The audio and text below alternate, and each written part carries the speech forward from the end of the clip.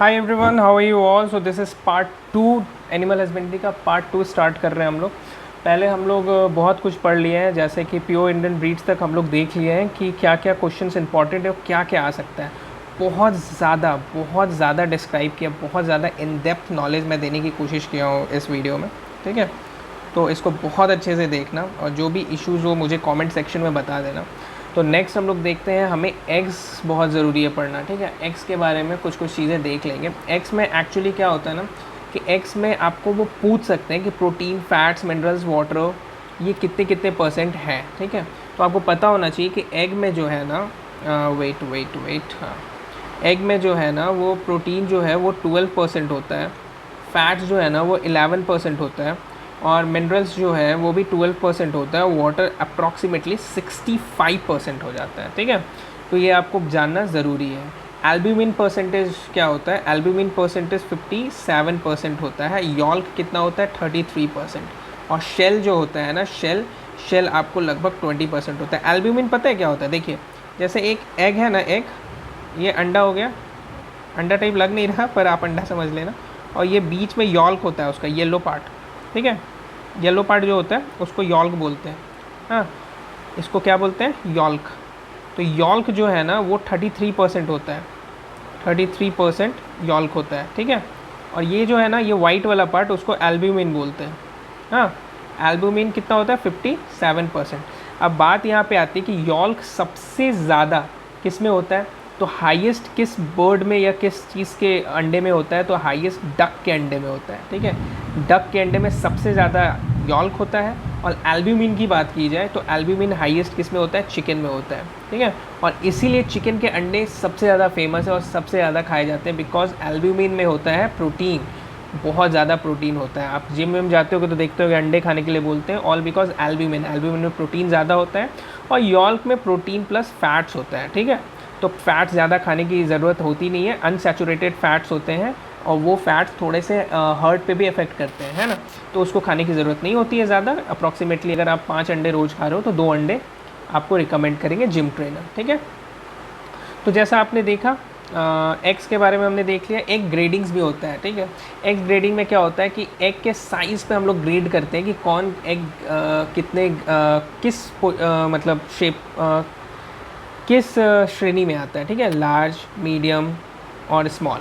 ठीक है, अगर वो 53 से 59 ग्राम के अंदर है ना तो वो लार्ज में आता है, मीडियम आता है 45 से 52 ग्राम और उसके बाद 38 से 44 ग्राम के अंदर है तो स्मॉल में आता है। ठीक है, ये भी प्राइसिंग डिसाइड करता है। एग ग्रेडिंग भी जो है वो एग्स के प्राइसिंग और एग्स के क्वालिटी डिसाइड करता है कि कैसा है। ठीक है, अब नेक्स्ट हम लोग आते हैं इम्पॉर्टेंट वेराइटीज़ पे।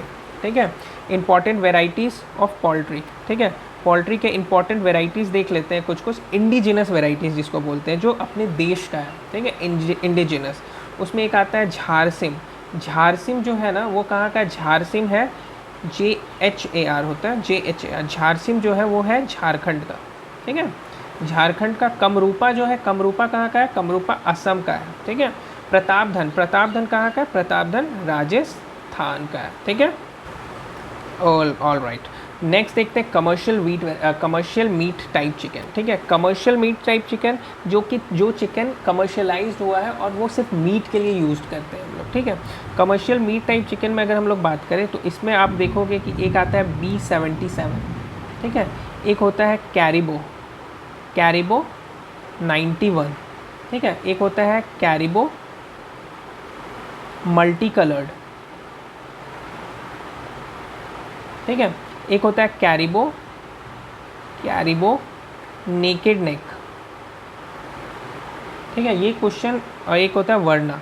ठीक है, ये क्वेश्चन आपको 2018 में एक बार आया था, बहुत टफ क्वेश्चन था, कोई ही नहीं बना पाया होगा, मेरे ख्याल से कोई भी नहीं बना पाया होगा, इसलिए मैं इसको निकाला हूँ कमर्शियल मीट टाइप चिकन में। इसमें क्या होता है कि ये जो है ना B77, इसका लगभग इसको बोला जाता है लोएस्ट वेट होता है 6th and 7th वीक में। ठीक है, लोवेस्ट वेट होता है। हाँ, पूछा था कि हाईएस्ट वेट कितना होता है 7th वीक में, कौन से कमर्शियल टाइप का होता है, तो वो है कैरिबो 91। ठीक है, इसका हाईएस्ट वेट होता है एट 7th वीक। ठीक है, इसको बोलते हैं lowest weight at 7th week.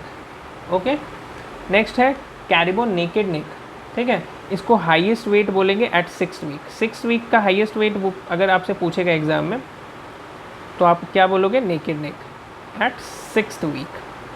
Okay, चलिए नेक्स्ट हम लोग क्या देखेंगे, नेक्स्ट हम लोग देखें कौन से पोल्ट्री मीट में प्रोटीन हाईएस्ट होता है, किस बर्ड के पोल्ट्री मीट में, मतलब किस बर्ड में प्रोटीन हाईएस्ट होता है, उसके मीट में फैट्स हाईएस्ट होता है, एनर्जी हाईएस्ट होता है, ठीक है। अगर हम लोग प्रोटीन की बात करें तो सबसे हाईएस्ट किस में होता है, किसके मीट में होता है, टर्की के मीट में क्या होता है, प्रोटीन सबसे हाईएस्ट होता है। अगर हम लोग फैट्स की बात करें तो फैट्स हाईएस्ट किस में होता है, फैट्स होता है डक में हाईएस्ट, ठीक है। और एनर्जी की बात करें तो एनर्जी भी होता है डक में हाईएस्ट, ठीक है। ऐश होता है, ऐश किस में ज़्यादा होता है, ऐश होता है कोयल में।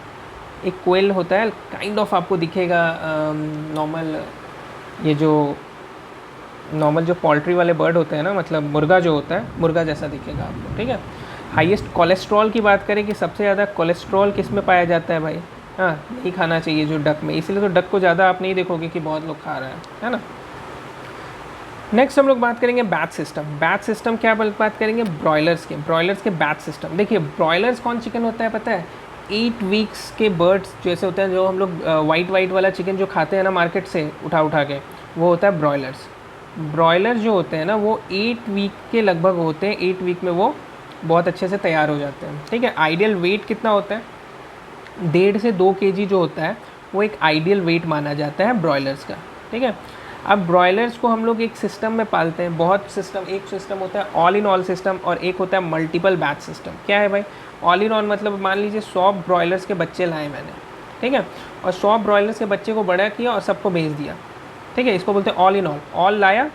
ऑल लाया और ऑल पूरा बेच दिया आफ्टर 8 वीक उसको बड़ा करके। एक होता है मल्टीपल बैचेस सिस्टम, एक बैचेस में लाते हैं, पहला हफ्ता 100 लाया, दूसरा हफ्ता 100 लाया, तीसरा हफ्ता 100 लाया, चौथा हफ्ता 100 लाया, तो क्या हुआ कि ये 5वां हफ्ता 100 लाया, छठा हफ्ता 100 लाया, 7वां हफ्ता 100 लाया, तो 8वां हफ्ता में ना 8 वीक में ना ये हो गया पूरा, तो ये निकल गया। अब एक और मैंने ले आया 8वां हफ्ता में, तो फिर 8वां हफ्ता निकल ले आया और उसके बाद फिर 9वां हफ्ता में ये निकल गया, तो यहाँ पे एक और ले आया, 10वां हफ्ता में ये निकल गया, तो ये ले आया, 8 वीक का हो गया ना ये, तो 8 वीक में ये निकल गया। फिर 11वां हफ्ता मैंने एक और बैच लिया तो फिर ये निकल गया। इससे क्या होता है, ये रोटेशन होते रहता है, कभी भी ख़त्म नहीं होता है। ऐसा नहीं है कि आप कभी भी बेरोज़गार हो गए, हमेशा आपके पास बैचेस आते रहेंगे और वो बैचेस निकलते रहेंगे, ठीक है।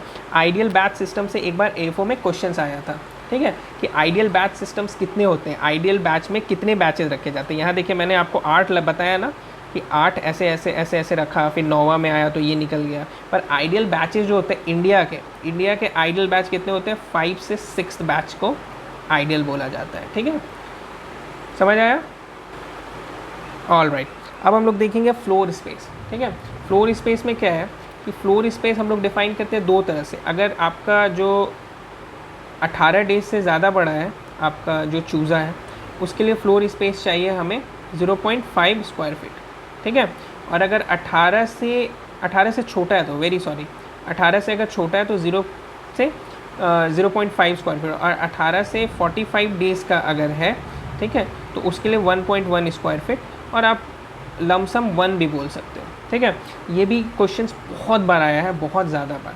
मेज़रमेंट्स में हमने क्या देखेगा, FCR वैल्यूज़ आया था एक बार एग्जाम में 2020 में, ठीक है, कोई नहीं बना पाया था। FCR वैल्यू होता है 1.8 और लेस, 1.8 और लेस 6 वीक में, 6 वीक में 1.8 और लेस है ना FCR वैल्यू। FCR क्या होता है, FCR होता है फूड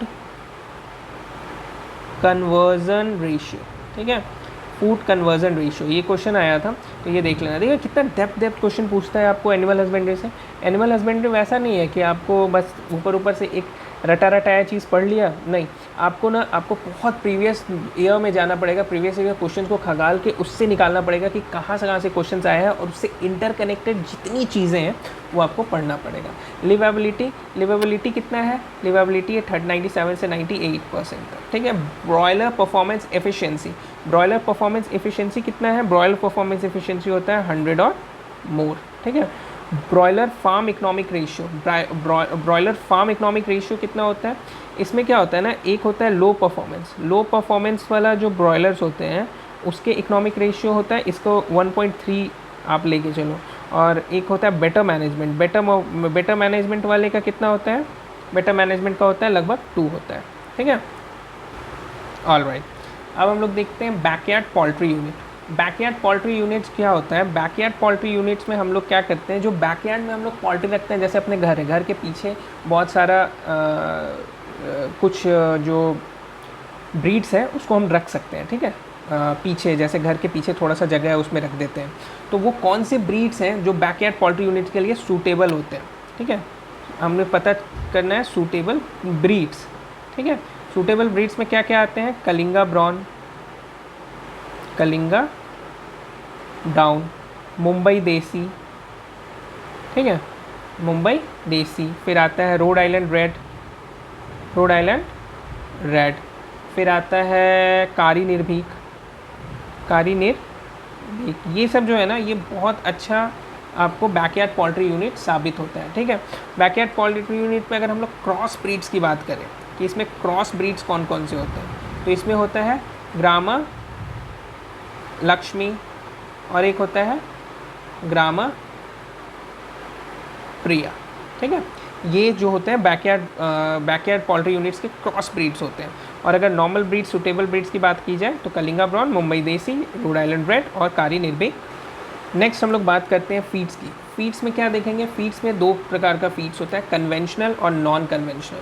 कन्वेंशनल ब्रीड्स में आपको, कन्वेंशनल फीड्स में आ जाता है आपको barley, oats, rice, polished rice of course, ठीक है, ग्राउंडनट केक। हाँ, जैसे बार्ले है तो बार्ले अप्रॉक्सीमेटली कन्वेंशनल फीड में 15% होता है, ओट्स 20% मान के चलो, आपको राइस जो है वो पॉलिश राइस 50% मान के चलो, ठीक है।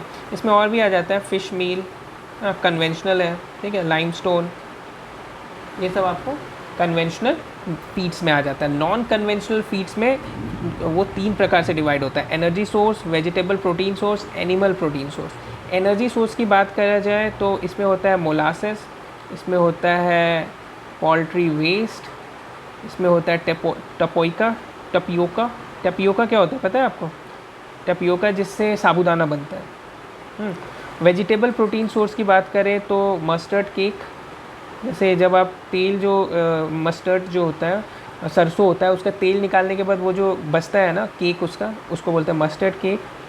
आपको vegetable protein source soybean meal, फिर आपको सीसैम ऑयल, फिर आपको क्लस्टर बीन है ना, फिर आपको कॉटन हो गया, सैफ्लावर हो गया, ये सब आपको वेजिटेबल प्रोटीन सोर्स में आता है। एनिमल प्रोटीन सोर्स में बात करें तो ब्लड मील, हाँ, आपको लिवर रेसिड्यू, फिर आपको फीदर्स, मीट्स, ये सब आपको एनिमल प्रोटीन में आता है। फिर आप देख सकते हो floor space, farm distance. Farm distance बहुत इंपॉर्टेंट है, ठीक है, फार्म डिस्टेंस बहुत ज़्यादा इंपॉर्टेंट है। पोल्ट्री हाउस बहुत ज़्यादा इंपॉर्टेंट है। पोल्ट्री हाउस के लिए थोड़ा मुझे प्लेस बनाना होगा, वेट, थोड़ा प्लेस ज़रूरी है पोल्ट्री हाउस को समझाने के लिए। पोल्ट्री हाउस भी बहुत ज़्यादा इंपॉर्टेंट है, बहुत बहुत ज़्यादा, ठीक है। तो पहले मैं पोल्ट्री हाउस ही आपको बता देता हूँ। पोल्ट्री हाउस में आपको क्या पढ़ना है कि जैसे पोल्ट्री हाउस बहुत सारे होते हैं। पोल्ट्री हाउस में आप अगर बात करें हम लोग पोल्ट्री हाउस की, ठीक है, पोल्ट्री हाउस की, वेट, ओके, पोल्ट्री हाउस की बात करें तो एक होता है चिक हाउस, इसको बोलते हैं ब्रूडर हाउस भी बोलते हैं, हाँ। एक होता है ग्रोअर हाउस, ठीक है, एक होता है ब्रूडर कम ग्रोअर हाउस, एक होता है लेयरर्स, एक होता है ब्रॉयलर्स, ठीक है। चिक हाउस किसको बोलते हैं, अगर 0 से 8 वीक अगर हम पोल्ट्री के बच्चों को पाल रहे हैं तो उसको चिक हाउस में रखा जाता है, उसको ब्रूडर हाउस भी बोलते हैं, ठीक है। उसके बाद ग्रोअर हाउस की बात करें तो वो 9 से 18 वीक के बच्चों को ग्रोअर हाउस में रखा जाता है। ब्रूडर कम ग्रोअर हाउस 0 से 18 वीक, समझ हो ना, 0 से 8, 9 से 18, और इसको दोनों को ऐड कर लिए ब्रूडर कम ग्रोअर तो हो गया 0 से 18 वीक। लेयरर्स 18 से 72 वीक, ठीक है। ब्रॉयलर्स की बात करें, ब्रॉयलर 6 वीक, है ना। तो चिक और ब्रूडर हाउस और ग्रोअर हाउस जो है, इसके बीच एक डिफरेंस होना चाहिए। ये जो डिफरेंस जो है ये आपको 50 से 100 मीटर का डिफरेंस होना चाहिए। ग्रोअर हाउस और लेयरर्स के बीच में एक डिफरेंस होना चाहिए। ये डिफरेंस कितना होना चाहिए? ये 100 मीटर का होना चाहिए, ठीक है। और ब्रॉयलर्स जो है ना, ब्रॉयलर्स का कंडीशंस होना चाहिए। ब्रॉयलर्स को रियरिंग का एक इसका कंडीशन होता है, ठीक है। वो कंडीशन कौन कौन से हैं भाई? तो इसका ह्यूमिडिटी कितना होना चाहिए ब्रॉयलर्स के लिए? तो 30 से 60%। ये क्वेश्चन आया हुआ है एफओ में, ठीक है। फिर आपको टेम्परेचर कितना होना चाहिए? टेम्परेचर होना चाहिए 22 से 30 डिग्री, ठीक है। फिर आपको इसमें अमोनिया लेवल देख लेना। अमोनिया लेवल कितना होना चाहिए? 0.25 ppm से कम होना चाहिए, ठीक है। लिटर जो होता है, लिटर का मॉइस्चर कितना होना चाहिए? 15 से 25%, ठीक है। तो ये ब्रॉयलर्स में बहुत ज़रूरी है, मतलब ब्रॉयलर्स का ये जो चीज़ है ना बहुत ज़्यादा इंपॉर्टेंट है। इन चीज़ों को देख लेना, कॉपी में अपने नोट डाउन कर लेना, ठीक है। इसको अब हमको डिलीट करने दो, जगह बनाने दो, उसके बाद आगे का करते हैं। तो ये नोट डाउन करना बहुत ज़रूरी है। वेट, हाँ। तो अब हम लोग बात करते हैं, पोल्ट्री हाउस हो गया। पोल्ट्री हाउस में इतना ही करना था सिर्फ आपको, ठीक है। फिर फार्म डिस्टेंस देख लेते हैं। फार्म डिस्टेंस बहुत इंपॉर्टेंट है, ठीक है, मेरे को बहुत इंपॉर्टेंट लगता है। फार्म डिस्टेंस फ्रॉम रोड, ठीक है। फ्रॉम रोड आपको ब्रीडर का 3 किलोमीटर होना चाहिए, लेयर्स का होना चाहिए 2 किलोमीटर, और ब्रॉयलर्स का आपको लगभग 1 किलोमीटर होना चाहिए, ठीक है।